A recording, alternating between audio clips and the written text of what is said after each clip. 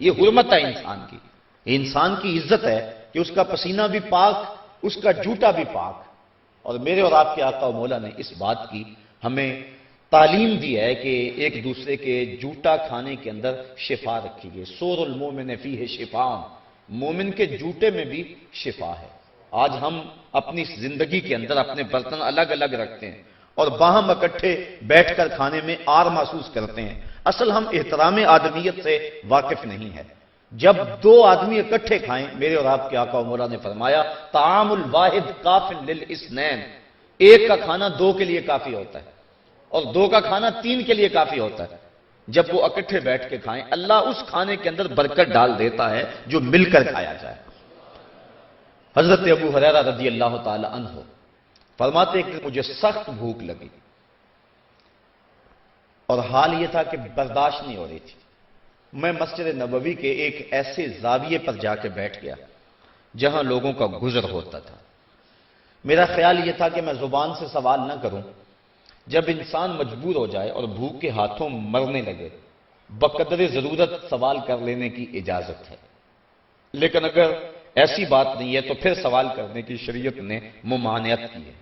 یہ انسان کی عزت کے خلاف ہے کہ وہ کسی کے آگے ہاتھ پھیلائے۔ تو حضرت ابو ہریرہ فرماتے میرے اوپر حالت کوئی ایسی تھی، میں آ کے بیٹھ گیا کہ میں سوال تو کروں گا نہیں، لیکن کوئی گزرتا ہوا میرے چہرے کو پڑے گا اور سمجھ جائے گا کہ یہ بھوکا ہے اور مجھے کچھ دے دے گا، میرا گزر اوقات ہو جائے گا۔ میں دروازے پہ بیٹھا تھا کہ حضرت عمر فاروق رضی اللہ تعالی عنہ گزرے، میں نے ان کو سلام کیا اور قرآن مجید کی کسی آیت کے بارے میں ان سے پوچھا۔ مطلب یہ تھا کہ یہ بتائیں گے، اس دوران ان کی نظر میرے چہرے پہ پڑے گی، یہ جان جائیں گے کہ ماجرا کیا ہے۔ انہوں نے اس کی جو تشریح تھی وہ بتائی اور چل دی ہے۔ میں نے دل میں سوچا کہ میرا کام تو نہیں بنا۔ تھوڑی دیر کے بعد حضرت ابو بکر صدیق رضی اللہ تعالی عنہ آ گئے۔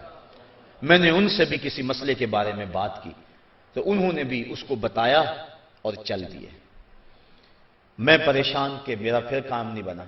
کہا چند لمحے گزرے تھے کہ دل و قلب و نگاہ کا مرشد اولین آ گیا، حضور جلوہ فراز ہوئے۔ میں نے حضور سے بھی سوال کیا، آقا کریم نے مجھے دیکھا اور مسکرا کے کہا ابو ہریرہ بھوک لگی ہوئی ہے؟ میں نے عرض کیا حضور مجھے بھوک لگی ہوئی ہے، چونکہ سوال ہی یہ تھا۔ کہتے ہیں حضور فرمایا ابو ہریرہ میرے ساتھ آ جا۔ حضرت ابو ہریرہ فرماتے ہیں کہ میں حضور کے ساتھ چلا گیا، حضور اندر چلے گئے، تھوڑی دیر کے بعد مجھے آواز دی کہ ابو ہریرہ آ جا۔ میں جب گیا تو دودھ کا ایک پیالہ تھا۔ فرمایا کہ ابو ہریرہ صفہ کے چبوترے پہ جو لوگ بیٹھے ہیں ان کو بلا لا۔ کہا 70 لوگ تھے جو صفہ کے چبوترے پہ تھے اور میری طرح سخت بھوکے تھے۔ میرے دل میں یہ بات آئی کہ دودھ کا ایک پیالہ ہے اور 70-72 آدمی، مجھے تو کچھ تسکین ہوئی تھی اور جان میں جان آئی تھی، لیکن حکم تھا، میں جا کے ان کو بلا لایا۔ حضور نے میرے ہاتھ میں پیالہ دیا، فرمایا ابو ہریرہ دائیں جانب سے شروع ہو جا۔ کہتے میں نے جب ایک شخص کو وہ پیالہ پیش کیا اور اس نے پیا اور خوب سیر ہو کے پیا، اور میں نے دیکھا کہ پیالے کے کناروں تک اسی طرح دودھ بھرا ہوا ہے، میرے دل کو تسلی ہو گئی کہ اب کام بن گیا۔ پھر میں نے دوسرے آدمی کو دیا، پھر تیسرے کو دیا۔ 70 آدمی اس پیالے سے دودھ پی چکے، لیکن ابھی تک اس پیالے میں کبھی واقعہ نہیں آئی، لگتا تھا حوض کوثر کی نہر کا کنیکشن اس پیالے سے جڑ گیا ہے۔ کہتے ہیں جب وہ سارے پی چکے، حضور نے فرمایا ابو ہریرہ تم پیو۔ کہتے ہیں میں نے وہ پیالہ اپنے لبوں سے لگایا اور جتنی مجھے خواہش تھی میں نے پیا، میں نے چھوڑ دیا۔ حضور فرمایا ابو ہریرہ اور پیو۔